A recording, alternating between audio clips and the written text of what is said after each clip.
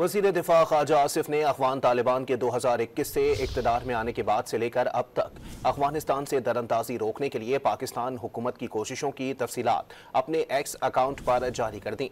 कहा है कि 5 साल में तमाम तर कोशिशों और कुर्बानियों के बावजूद काबुल से मस्बत रद्द-ए-अमल नहीं आया और अब अफगानिस्तान भारत की प्रॉक्सी बन गया है।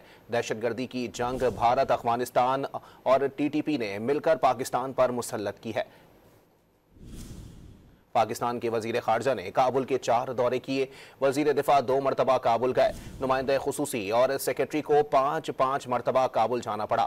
नेशनल सिक्योरिटी एडवाइजर भी 1 मरतबा अखवान दारुल हुकूमत गए। इसके अलावा ज्वाइंट कोऑर्डिनेशन कमेटी की 8 इजलास हुए। बॉर्डर फ्लैग मीटिंग 225, 836 एहतजाजी मरासले और 13 डिमार्च जारी हुए। ख्वाजा आसिफ का मजीद कहना था कि 2021 से अब तक 1347 दहशतगर्द हमलों में 3844 सिविल, फौजी और कानून नाफिज करने वाले इदारों के अहलकार शहीद हुए।